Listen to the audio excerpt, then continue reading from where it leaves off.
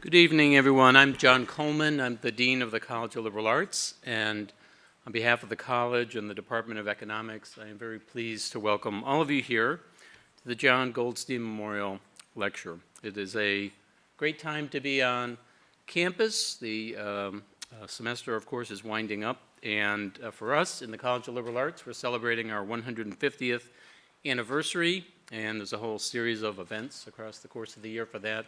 But there's always many events in the department and in the other departments on campus, so we encourage you to be here early and often, as they say.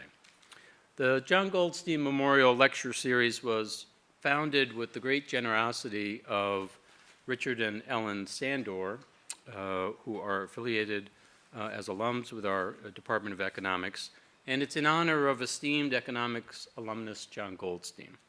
John's passion and dedication for the environment is reflected in the focus of the lecture series, cutting-edge research at the intersection of economics and environmental policy. Tonight's lecture features a pioneer in the concept of natural capital, which quantifies the vital benefits that the natural world contributes to human well-being and development. The lecture will encourage precisely the kind of research-based conversation across disciplines and perspectives that we place a very high priority on in CLA and indeed across the university.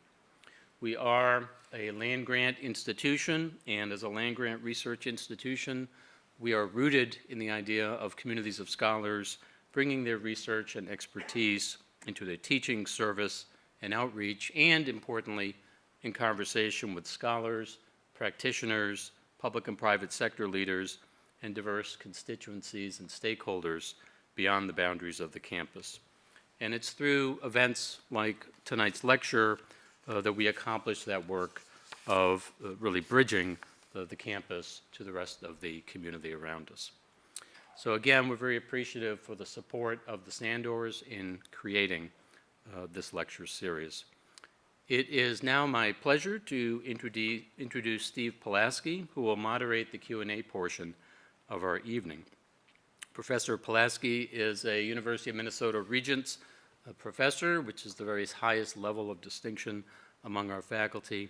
He has a joint appointment in the Department of Ecology, Evolution, and Behavior, which is in the College of Biological Sciences, and an appointment in the Department of Applied Economics, which is in the College of Food, Agricultural, and Natural Resource Sciences. In CFANS, he is the Fessler-Lampert Professor of Ecological Environmental Economics. He is also a fellow of the university's Institute on the Environment. So I want to thank you all again for being with us here this evening, and please join me in welcoming Professor Pulaski. Thanks very much. So I want to thank you all for coming, and it's my great pleasure tonight to introduce our speaker, Gretchen Daly, and the topic of natural capital and ecosystem services. So Gretchen is the Bing Professor of Environmental Sciences in the Biology Department at Stanford University, where she's also a senior fellow in the Woods Institute on the Environment. Gretchen received her BS, her MS, and PhD at Stanford. Stanford knows about high quality, and they saw it, and they never let her leave. Gretchen is a member of the U.S. National Academy of Sciences. She has won numerous awards, including the Volvo Environmental Prize. She serves on the boards of the Stockholm Resilience Center and the Nature Conservancy. She has published more than 200 articles and authored or co-authored a number of books, including some very important books in this area on natural capital. Nature Services, a book in 1997, The New Economy of Nature, and Natural Capital Theory and Practice of Mapping Ecosystem Services. She's truly a leader in this area. Gretchen's research focuses on questions of biodiversity and conservation and the benefits that people receive from nature. This notion of ecosystem services, which Gretchen will be talking a bit more about. She has done pioneering work on quantifying the production and value of ecosystem services across landscapes, also on policy and finance mechanisms for integrating conservation and human development. into major decisions, as well as patterns of biodiversity at landscape scales, and the potential for harmonizing biodiversity conservation in agriculture and in general human activity. So Gretchen has also, besides her work through Stanford and her research, she co-founded the Natural Capital Project, which is a partnership that includes Stanford and the University of Minnesota and several other large organizations like the Nature Conservancy and the Chinese Academy of Sciences. NatCap focuses on mainstreaming the value of ecosystem services into major societal decisions through its research, practical tools, and policy-oriented demonstrations and projects around the world. I'd like to emphasize on NatCap, it's really it's research. It's at the highest level, so it's bringing the scientific rigor of academic institutions, but partnering with organizations like the Nature Conservancy, World Wildlife Fund, and others to bring this to fruition, to bring this into practice. So tonight, Gretchen will be talking about ecological civilization and opening pathways to inclusive green growth. And it's a great pleasure to welcome Gretchen to Minnesota. We don't have warm weather, but we do have warm welcomes. So Gretchen. Thank you. Yeah. Oops. Thank you so much, everybody. I really appreciate your coming over this evening and the chance to meet with so many people here. I've had a tremendously warm welcome. I'm collaborating for many years with Steve and a much broader team here. And a lot of my heart is here in Minnesota. I've admired Jessica Hellman at the Institute on the Environment for a long time and appreciate how she's taken on so much here in the recent past few years. So yeah, I feel like I'm with family and friends, and thank you. And I hope we have a family and friends sort of conversation tonight. I know wherever we're from, however we've been shaped, by our own experiences in life, that we probably all share a sense that we're at quite a moment in the history of humanity, actually. I can say, reflecting a little bit on some of the experiences that have shaped me, that it's been unbelievable to live through the fires in California that raged earlier this month. And just thinking about going back earlier to a brighter note, thinking about my upbringing, mostly based in West Germany. My dad was in the US military, and seeing there all the transformation from the divide we had between the East and West in Europe to a very different world for a long time, and now wondering how things will change in the moment we're in today, whether it's from a societal, more social and economic and geopolitical perspective, or thinking about just the incredible intensification of environment-related pressures that will be expressing themselves in a wide array of ways, including, say, these horrific fires in California, the flooding that we've seen in many places around the world. In Houston last year, I was in Austin in October, and for a big event, a lot of events in downtown Austin, the big book fair, and it was Dia de los Muertos, and there was a huge celebration. They had closed off the main streets and had all these parades, and there was no drinking water. I don't know if that surfaced in all the news that we have, but it had rained heavily there, and the sedimentation had basically clogged all the filtration systems. There was no espresso machines going, and that was the thing people were most upset about. But that went on for, I think, 7 or 10 days. So we're finding ourselves coming up against or crossing beyond different types of limits in a way, or sensing vulnerabilities that maybe we hadn't perceived emotionally, even though intellectually here in a university realm, we think about these things. So it's in that context that I've come to this hopeful vision of an ecological civilization that Steve and I have learned a lot about in China, where we're working together. And it also sort of traces a line from a place where since I was a grad student back in the late 80s, early 90s, Costa Rica, where I've spent a huge amount of time and learned a tremendous amount about. So I'm going to take off there with that little kind of reflection on where we are now and the challenges we're up against. We have to develop pathways to more inclusive and green growth. And the question is, how do we open those up, and how do we accelerate the transformation that is underway today? Actually, there are a lot of very hopeful signs, even in the context of the dire challenges we face. There's a lot of hope, and that's what I want to get into.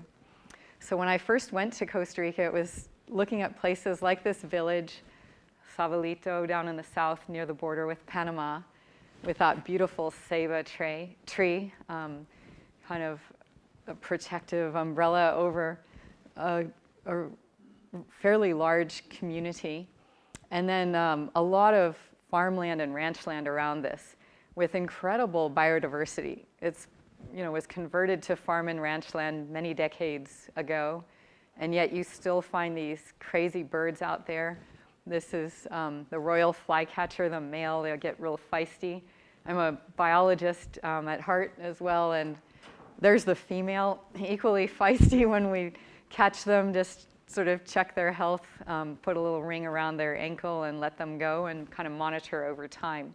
So we've had long-term monitoring of change in biodiversity and a lot of other attributes of ecosystems there for about 30 years. And these bats, this is the largest bat in the New World, and you find it swooping through the coffee plantations and eating up those royal flycatchers. It's the largest carnivorous bat in the whole planet and the largest bat in the New World.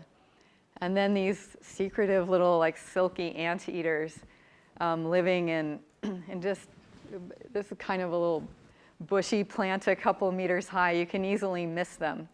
So it's a place with tremendously high biodiversity. Many of us, how many have traveled to Costa Rica? I'm just curious. Yeah, so many of us have probably great experience there or a dream of heading there. And just tucked away all sorts of gems of life. And at the same time, there's been a lot of poverty. And in a way, Costa Rica, back around 1990, when I started getting engaged there, it was kind of the poster child for planetary destruction. It had the highest and still ever recorded deforestation rate at a national scale anywhere in the world. And nobody could see how that was going to turn around before the last tree was felled or burned. But it was amazing. Some pioneering leaders, including a guy named Alvaro Maña, who happened to get his degree in hydrology at Stanford in civil engineering. And he knew the intimate connections between forest and things like flood prevention or protection, hydropower production and efficiency. Hydropower is the second biggest export from Costa Rica in many years to neighboring countries, and 90% of the electricity in Costa Rica comes from hydro. And of course, we all know hydro depends on forest upstream. The plants are constructed in places where you have a lot of steep slopes, and you don't want erosion, flooding into reservoirs or damaging the turbines and all that. Plus, you want an even flow, and the forest upstream is like a sponge holding water and letting you produce power out of it year-round, even during the dry season when there's almost no rain. So those sorts of thoughts were in his mind, and he's realizing there's incredible value in the forest, even though they were down from pretty much 100% forest cover to lower than 30% at the time when he founded the first Ministry of Environment and Energy, connecting the two to elevate the importance of environment in financial and policy decisions of the government. And basically with his leadership, he ended up winning the Nobel Peace Prize together with the president then, Oscar Arias, for bringing peace not only to Central America, but also to kind of the realm of people and nature. They invented the first ever national PES, payment for ecosystem services. So the idea that forests and other ecosystems provide, they're kind of like a stock, providing a flow of benefits that we could call, if we wanted to be geeky, ecosystem services. So that's in that name, the PES. But it basically refers to all these different benefits to people that come from forests, say, stabilizing the climate by soaking up and holding carbon dioxide out of the air, purifying water for drinking, for irrigation, and as well as for hydropower. All these biodiversity benefits. Merck Pharmaceuticals had actually paid into this fund to help secure and restore forest. So out of the top 150 prescription drugs that we all use today, about 120 trace their origin to plants, many of which are in the tropics, and many of the drugs originate from tropical plants. So there's that. Scenic beauty, ecotourism, what brought all of us there originally. It's a massive engine for growth and for development in the future. So they paid this tiny sum, $20 per acre per year, which if you're a landholder, even in the US, I was just in Hawaii and everybody was saying they'd happily take $20 per acre per year and that would transform land use in the state of Hawaii. So it looks like nothing maybe, but it actually was quite transformative. And with that policy, bringing in revenue streams from the first carbon offsets, European countries paying in a kind of experimental system at the time, they reversed deforestation. It wasn't only this policy, and it's hard to get a perfect counterfactual to what happened, but it's clear that this policy has had a major effect, and people have been paid to conserve or restore trees on their property, and that Costa Rica now, is a poster child of kind of harmonizing people and nature, and has grown tremendously in kind of standard economic terms, as well as in securing the environment. So how do we use that point of entry to think more broadly about all the types of places and challenges around the world, and go a lot further? So I'm going to give you just kind of a recent history of thinking in this area. And it goes back to a friend, I'm sure, of many of us, Ken Arrow, who was a professor of economics at Stanford. He passed away only very recently after a meeting at which Steve and I were together with him working on a paper. He had a tremendous role in opening up the thinking and helping to shine a light on the many ways in which the well-being of people is connected to nature, and trying to frame that in economic terms in interesting research and also policy contexts. So Ken, back in the early 90s, played that pivotal role, and all the way through till about a year ago or so. Then around the mid-1990s, we started seeing these pioneering cases, like in Costa Rica, that payment system. That's still going on, by the way. Similarly, around that time, New York City, in a much more complex, elaborate deal that many of you probably know quite a bit about, saw its water quality dipping, and recognized that the city gets 90% out of this watershed, the Catskills, Delaware region, about 125 miles to the north, and similarly arranged for a payment to induce changes in land use that would help secure water at a much lower cost than it would have been had a filtration plant been built that would have cost, say, $6 to $8 billion at the time, with very high annual operating expenses in the hundreds of millions, as compared to the total cost over all these years. It's been about $1.5 billion in purchasing certain key land holdings along open waterways and inducing changes in land use, improvement in septic systems, things like that. So in a way, it's not rocket science. The biophysical side of this was all highly intuitive, same on the economic side. But there is a lot new here. How do you get those triple wins? The people in the city better off, the people upstream providing this public good, in a sense, actually being compensated, and then anyone who cares about anything beyond water quality seeing protection conferred, the triple win. How do you replicate that? How do you systematize a universal approach? So that's when Steve and I had been working together way back when, and together with many others founded this effort, the Natural Capital Project, aiming, as Steve said, to develop a universal language, a way of then integrating values of nature into policy, into finance and management in a very rigorous way. So there are a lot of pieces to this, and I'm going to show you just a few little stories, hopefully to spark the imagination and a conversation that we can have afterward.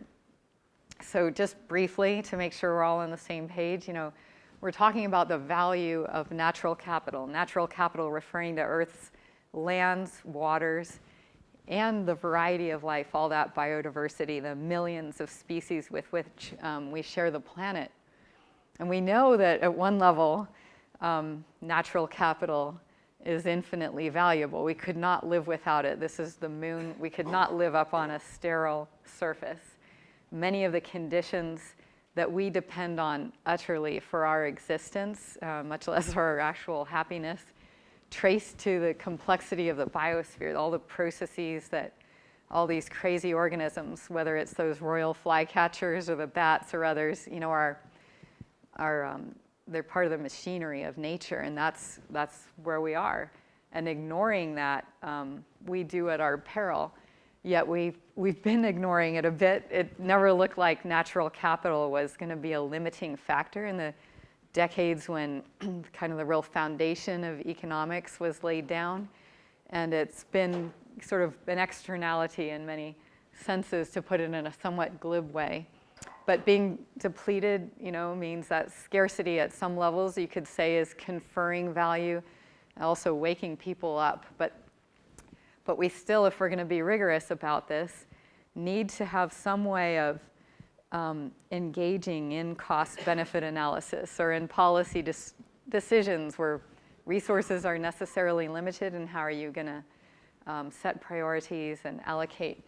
So what are the values of natural capital? There wasn't much, when we all got going, when Canero got started and so on. And what we've been doing together over all these years with many others around the world in many fields, but economics at the heart of it, is finding a way of ascribing value that is systematic and rigorous. And what we've come up with is an approach, and it enables, the idea is not only to be rigorous, but also actionable, to enable decision makers to begin playing around with scenarios of alternative policies, alternative futures, alternative financial systems even. We'll get to China, where the government is trying to transform to what they call a green financial system. Costa Rica as well, and many other places. And coming up with a systematic toolkit that actually is encoded in software that lets a decision maker and their technical young person play around with these values for a wide array of benefits. Some very well known, where there's decades of science in hydrology, for example, and we can quantify the implications of change in forest cover, for example, on flood risk, water quality, farm productivity, and things like that. and other realms like mental health, where really the science is just getting started. And I'm going to wake you up in a brief time with a mental health test, so watch out here, just to show how this works. But all this is packaged up into this kind of platform and a sort of universal way of thinking about the values, and it's been deployed at some level in most countries. So in that sense, there's a lot to be heartened by. There is a lot of engagement, a tremendous demand. But at the same time, there's such a long way to go. We really need and welcome, for example, your input on where to focus. But let me give you a taste of some of the research, and then I'm going to give you a taste of some of the most widely scalable adoptions of the work in policy, finance, and management. So on the research side, going back to Costa Rica, what good are those animals out there running around in forests to anybody living in the community of Sabalito or across the world? When you look across the landscape, there are a lot of farms, and then there's little bits of forest left, like you can see in the background here. And one line of work has involved trying to quantify the connections between biodiversity, such as the bees, the birds and bats shown here, and production by all these people making their livelihoods on the land.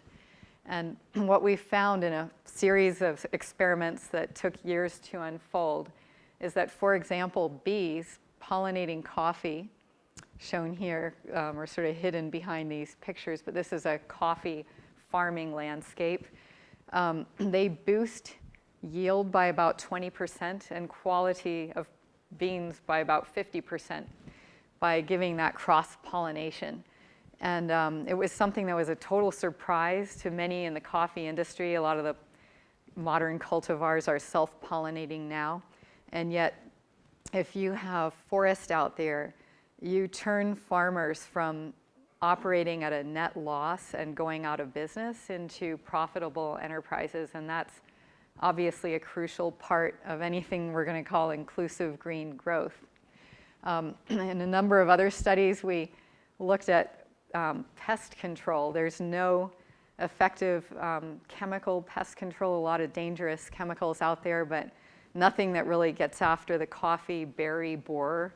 And this tiny thing, apart from birds, that's the biggest pest in coffee, having a rich bird community out there. And we've got about 200 different bird species out there, gobbling up this pest, reducing infestation levels by about 50%. Another, you can easily translate that into the economic value, and it varies across farms and the location of the farm, but we can see it also is crucial to maintaining economic viability. And the story with bats proved to be way more complex. They gobble up the bad, harmful insects, as well as a whole lot of the good, beneficial ones that otherwise also eat the harmful ones. So there's a lot of mystery yet in the biodiversity realm, and really as Homo sapiens can't claim to know that much. But this is where things are heading much more understanding. Thousands of studies like this sort of thing over the past decade. And the big challenge for us is to think, well, how do we move from those sorts of studies into the body of evidence we need and a systematic approach integrating into policy and finance? So now I want to get you to this one other realm, and then we'll answer that question on policy and finance as best we can at the moment. The other realm is just recognizing that we are becoming an urban species. It's incredible how over half of humanity is in cities today, and we're projected to be up at 70 or more % by about 2050. And there are massive changes involved in city living, and one of them is in the realm of mental health. So it's widely and well documented across the world that there's a big mental health, like an uptick in the issues in urban contexts. 20% increase in anxiety disorders, 40% increase in kind of mood and depressive related disorders among urban residents as compared to more rural counterparts. And at the same time, we know in the world's megacities that there are, all these other trends, just a phenomenal disconnection from nature, beyond anything our species has experienced in its history, both because of the location, but also the types of jobs we're in, the electronics we're addicted to, and things like that. And the question is whether these things are related, our disconnection from nature and the uptick in mental health issues. There are a number of studies that have become quite well known and widely reported showing causal pathways that would explain what's going on. And it's obviously a very complex area, and I wouldn't say the evidence is completely in yet, but more and more focus on this. So sorry, I now want to show you a type of study. So this is where you got to pay attention and do a good job, because you guys live in a really nice city here, plenty of green space. So here's how the studies tend to be done. I just want to give you a sense of the science as well as its impact in the world. So here, one of my former students, Greg Bratman, now he's a professor up at University of Washington, together with a lot of others in psychology, we brought people in to try and measure the impact of nature experience on cognitive functioning and mental well-being, emotional well-being. So people came in, and if you know the Stanford campus, there are these buses going around everywhere. And they're all urban people who volunteered for the study. They'd come in, they'd take tests right here in the psychology department, and then they'd take one of these buses on a 8-minute ride, either to, this is our kind of biggest street, 8 to 10 lanes wide, a little busier than it looks right there, but hardly a mega city kind of context that we might think about. And then the other half got randomly assigned to walking in this much more natural area, also 8 minutes away by bus. So they came in, tests, shuttle bus, then they'd do a walk of, in the first test, it was just 50 minutes, 50 minutes. Back on the bus, more tests. And here's an example of the kind of test. I thought we'd never get any results here, just thinking of the chaos in my mind some of the time. How would 50 minutes out there? At the same time, that's why I'm an ecologist, is I love getting out in nature, and it calms me down.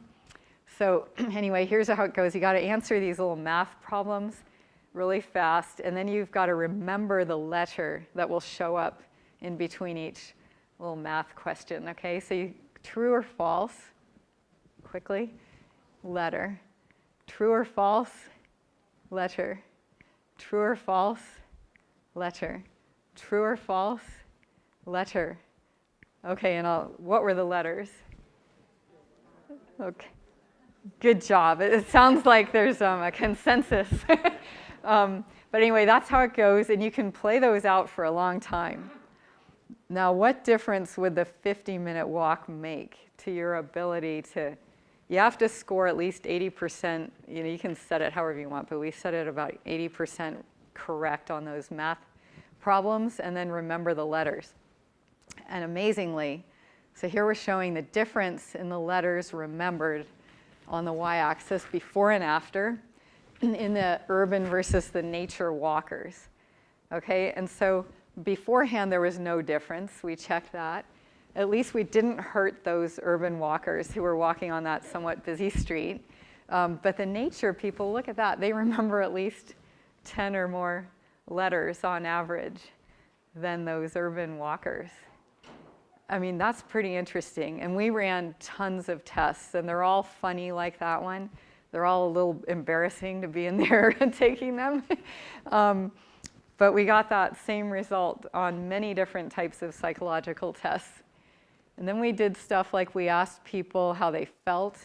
So these self-reported questionnaire type things, like my attention is often focused on aspects of myself I wish I'd stopped thinking about, that rumination, where you're kicking yourself for all the dumb things you've done in your life and little old regrets. And it turns out the people out on the urban street are really ruminating. And the people that walk out in nature just somehow get distracted and think about other things. And it raises a lot of questions. What are they thinking about? What does it all mean? But without taking time to go there now, you look like this if you come back after that urban street walk. And you look serene if you come back having had that little nature walk of 50 minutes.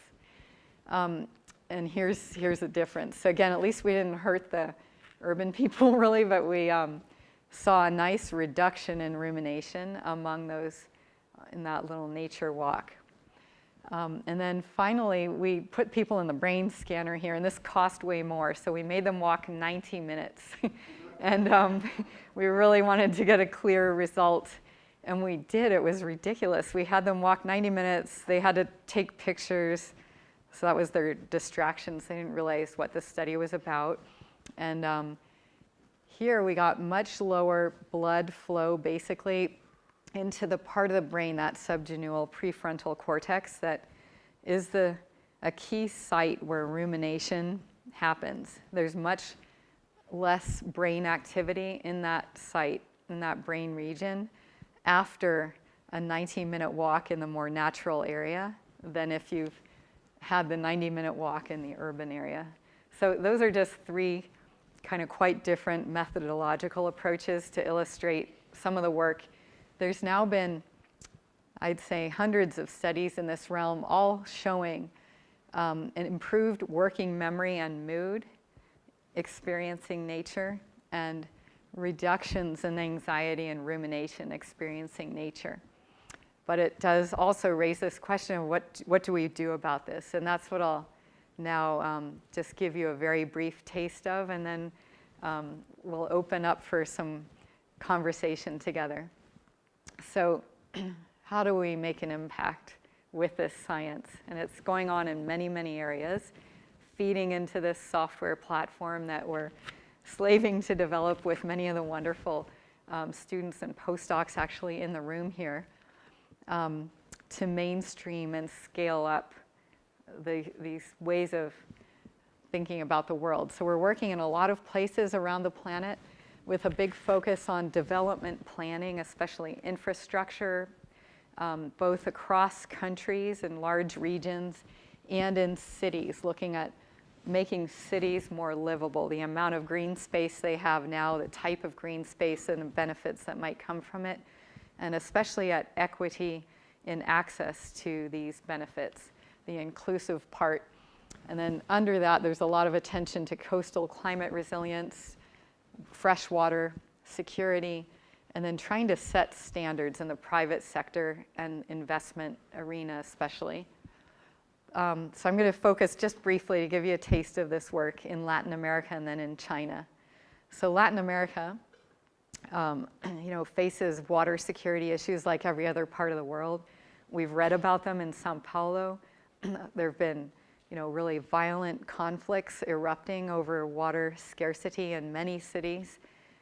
We saw in Cape Town just last year things that were quite shocking, even as we become more and more inured to shock. It still was quite shocking to read or even know friends from there or living there today. And in Latin America, this has really gotten the attention of a lot of mayors. And there's emerged this approach partly through working together. It basically came out of that New York case. When you have to ask how ideas spread and all this. And the idea spread from New York to Quito, Ecuador, that you could secure water by improving the livelihoods and activities of people living upstream. That's true in about an initial screen, a science-based screen, in about 25% of the world's cities. That the biophysical conditions are such that if you enhanced watershed protection in farming areas upstream, you could achieve real benefits at a low cost. And so there are all these downstream consumers in cities, hydropower, irrigated ag, and so on, and all the low-lying areas with often uplands above. And how can we compensate these communities above, often a world apart, Quechua communities in Colombia and Ecuador, for example, and in a way that leads to those wins we're talking about for New York. And it raises a key science question, which is how do you target investments? Let's say people are on board to try this. What sorts of activities? Is it protecting forest, or I'm glad we're getting exciting radio interest, or planting trees, or just the non-rocket science fencing livestock? What do you actually do for the highest payoff? And where in those vast millions of square kilometers do you target? So that's what this software that we've developed does. And here you can see for the Cauca Valley in Colombia, where also a lot of this is taken off. These are the watersheds, so any drop of rain, flows down into the valley here. Here's Cali, into these cities. And just looking at this one city here, Tuluá at the top, now tipped on its side. That's the watershed. Here's the city. Here's the uplands. That's the top of the ridge with forest up there. And you see the stream network. And the software just lets you play around with and optimize the targeting of different interventions of protecting forest or reforesting or adding trees to pasture livelihoods and landscapes to achieve sediment control of, export of other things like nitrogen or phosphorus, stuff Minnesotans know all about. And this briefly shows what you could get, like under different budget levels invested, depending on how you then allocate the funds, what improvement you might expect in water quality. It's that kind of problem that you're going through for each city and circumstance. And now across Latin America, we've seen a real uptake in this approach. There are over 40 cities. These are major cities. Many of the capital cities in Latin America have adopted this, have set up secretariats, and are developing more and more standardized sort of eco-hydrology, finance, governance, and then some monitoring. It's definitely not perfect. It's at an early, still fragile stage of development, but it's really exciting and heartening to see. And this we're now testing in Nairobi, and also there's a lot of just sort of viral uptake of this in China and other parts of Asia and Vietnam and other countries. So it's a promising approach that could provide an initial opening for bringing in many other values of nature, so to speak, into planning, policy, and finance. So now I'm going to turn to China, where we've never seen a country as sort of on fire about achieving these goals. It's very interesting historically, geopolitically, in all these different ways.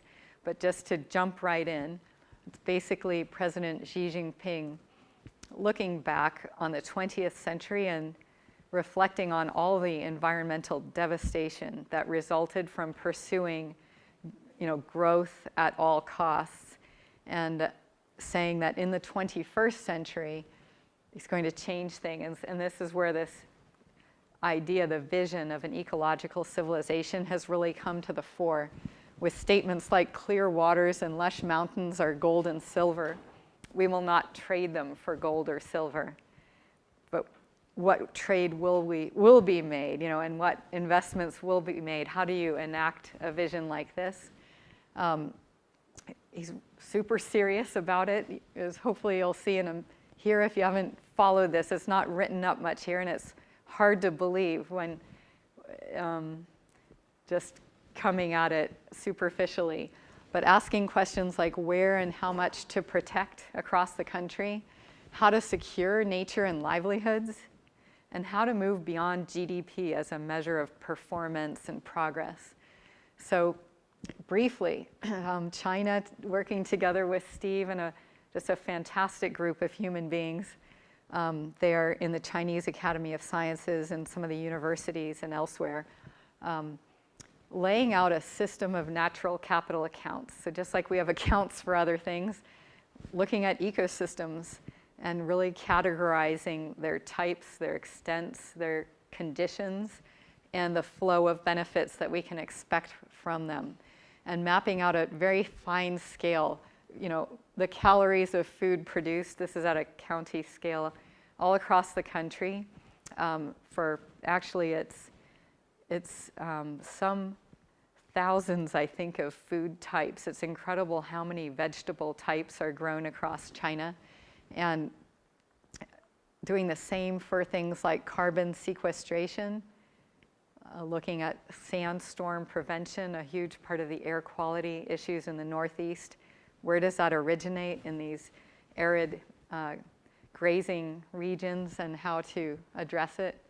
Looking at water supply, if you're worried about all those things, irrigation, drinking water, flood control, hydropower. Where is the water held, and how can that be secured better?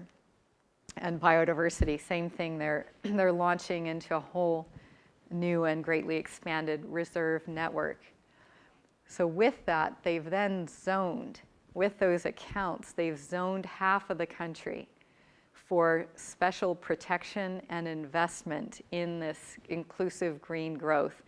And that's where they're trying to figure it out, basically. There's a lot happening. It's very experimental. A lot sort of going wrong as well as a lot going right. Overall, over the past 10 years, they've invested about $200 billion in securing ecosystems and livelihoods in this 50% that's prioritized for these services at the national scale. And what that means is that the small district and county scales, just mapping out how every square meter of land will be used, and paying about 200 million people to engage in restoring ecosystems as a part of their livelihood. And so a bunch of our work is more on the social side, trying to figure out economically how people make it a livelihood activities and how to achieve the local economic transformation of often elderly people left in these rural areas while the younger people are all working in factories and cities. And speaking of cities, a lot of the financing of this comes from the wealthier urban and coastal provinces. And the system of green finance, I'm going to touch on now. This is the last thing on that question of how to measure progress. What China's proposing is a new metric called gross ecosystem product that we've been working on together for some years with Steve really in the lead. The total value of goods and services supplied by ecosystems annually. Why aren't we measuring that globally? Most of these efforts certainly have global applicability. And it's basically like this. We're used to GDP, right? There's all these different sectors here. We've just listed manufacturing, construction, transportation, communication, but all those different sectors where you've got thousands of different goods and services in the economy that you track. And then the idea is that GEP as well, all these other sectors of ecosystems. And we haven't refined it. It'll be equally complex, but flood protection, air and water purification, crop pollination, mental health, there are all these services, that come from, and goods from ecosystems, some overlap that we can readily account for. And with that, what they're trying to do is measure this using a lot of sophisticated approaches, satellite imagery, AI, and other analytics. A lot of ground surveys. They have 140 ground truthing sites across China, systematically reading conditions and feeding that into this system of accounts. And then using Invest, projecting the value of the goods and services in that stream for that place and year. And then using that in 3 ways, mainly to demonstrate, and quantify the contribution of ecosystems to the economy and society, figuring out the financial compensation among regions from a city to its supply area for air quality, water, and other benefits, and looking at the performance of different policies, really evaluating them. as well as the leaders meant to implement them and the investments that they bring a guide. So that's the upshot, just to give you a taste again of what the history, the origins of some of this thinking are, of the arc over these 2.5 or so decades in bringing about what we all hope is going to culminate in, however slow moving it sometimes feels, a revolution in how we run our economies and societies, moving toward this green growth vision. And we have oh, I don't know what happened. There was a picture here with many different projects, but it didn't somehow get across. In many different realms, in many different institutions and countries. And the upshot is just looking into a future. This is from the city where Xi Jinping is always making announcements about progress on this front toward an ecological civilization in China and across the world. So thank you for listening. Thank you for your patience. And I look forward to just exchanging some now. Thank you.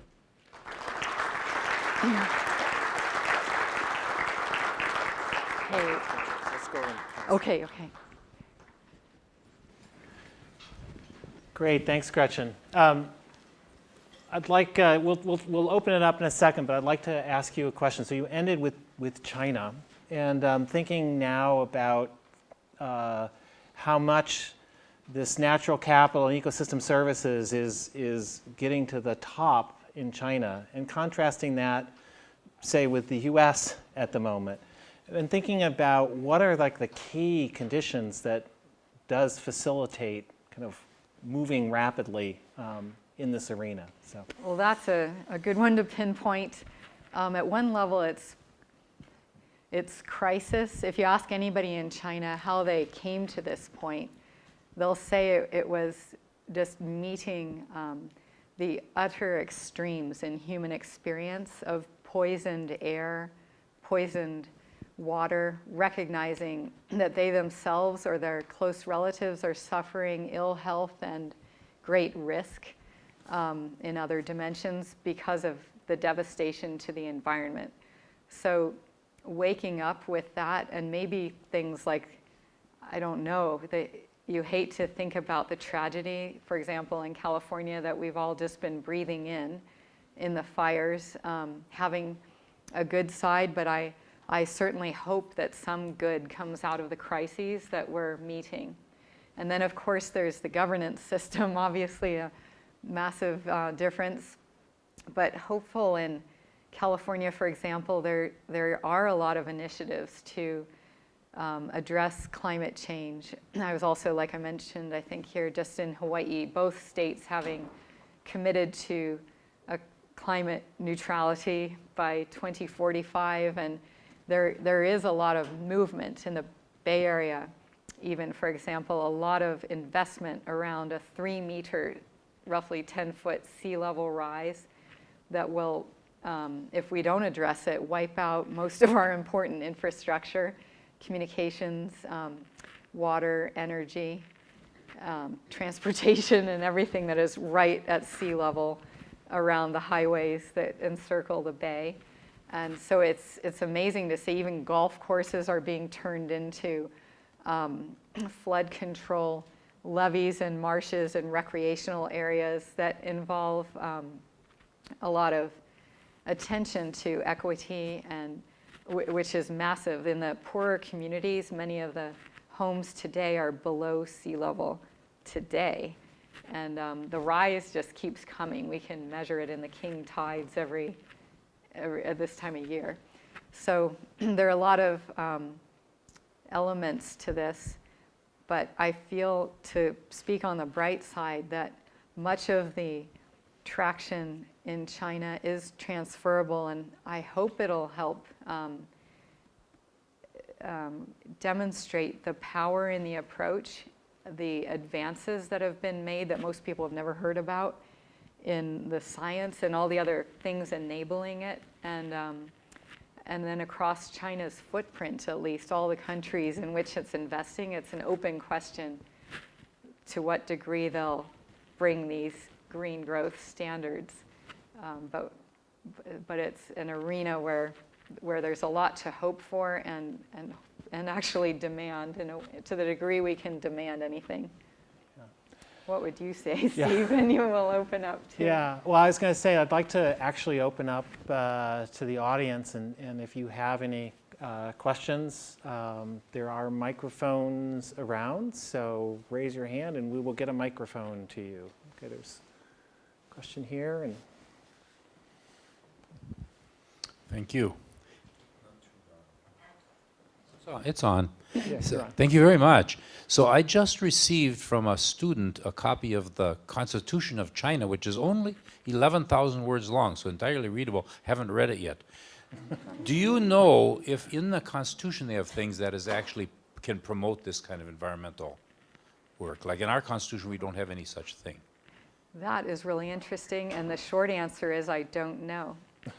The longer answer is I know that the great reform that happened last sort of February and March really strengthened the government's ability to regulate what's happening across lands and waters, and improved. One of the big problems is corruption.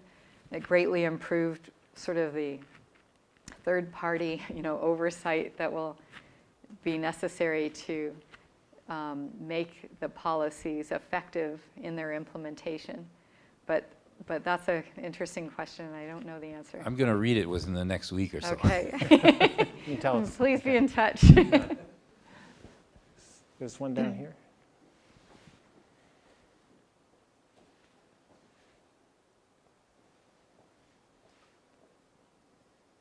So much that you've described about China is very promising and very hopeful.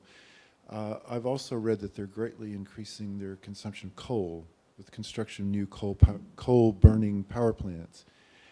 How are they reconciling between these two major diverging investments? Mm-hmm. Do you want to play back and forth? Sure, go up, but Okay, well, I'll open. Steve and I have been working there together a lot. It's basically, the two hands in China. This new green growth hand is young and weaker and being strengthened, but there's no question there's struggle in China. There's all sorts of competing forces at play, and if you ask anybody what's going on, the standard is kind of a joke almost that no one in China knows really what's going on. It's such a big and complex and fast-moving place.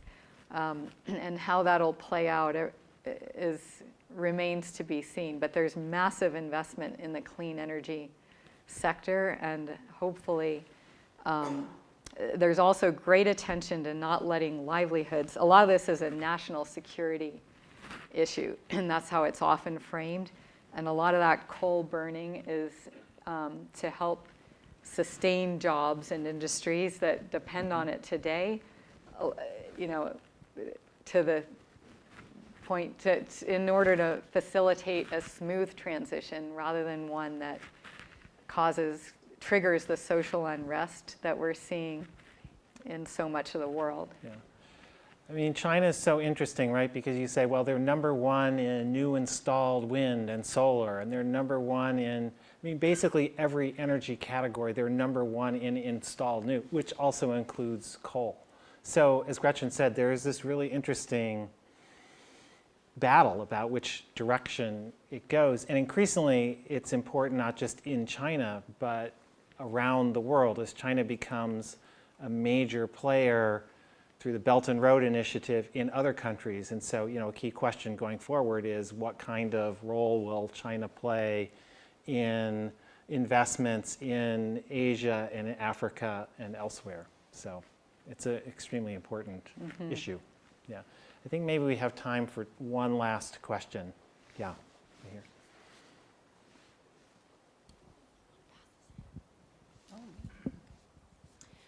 Transportation. I'm thinking of transportation as an activity that's created increased expectations and demand to take resources from point A and enjoy them in place number B. And even across the ocean or from South America to North America, and our lifestyles have, in the urban areas, really depend on that kind of transportation because of business and industry. Has anyone studied how transportation needs to be addressed in the mixture of what you've been talking about, capital, natural capital? You've really put your finger on an absolutely key dimension of all of this. I'll answer briefly and get Steve's response. He's done a lot in this area. But yeah, a key person on our team, in fact, wrote the guidance documents for one of the major development banks, the Inter-American Development Bank, for road and other linear infrastructure like trains and such. So yeah, when you look at the spending by the development banks, I think it's about $1 trillion per year globally. And a huge fraction of that, the majority of it in Latin America, for example, is going into infrastructure. And that kind of transportation infrastructure. And it's obvious that that has a major impact on the environment, and we're all more and more aware of the deforestation, for example, spawned by opening up new roads in the Amazon and things like that. There's less appreciation of the dependence of road and other infrastructure on the environment around it to avoid being washed away, and especially as the climate changes, but even under stable kinds of conditions. There's great dependence of infrastructure on the forest, the coastal habitats and things that support it. And so the IDB is actually very serious. And Steve and I are meeting with the Inter-American Development Bank, IDB, next week to talk about scaling up some of these new approaches in how they design and decide upon loans for major infrastructure investments. So that's an example where there has been great progress just in the last few years, and where we could hope for more. But you've put your finger on a massive issue. Yeah, Do you? yeah.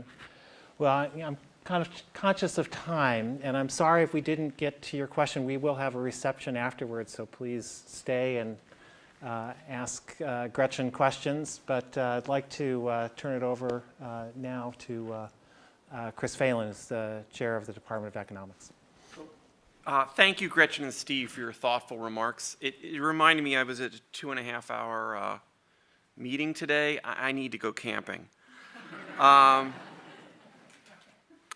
Gretchen, we could tell how dedicated you are to this work by the fact you're willing to come here from Palo Alto in the middle of winter to give this talk. So thank you so much again.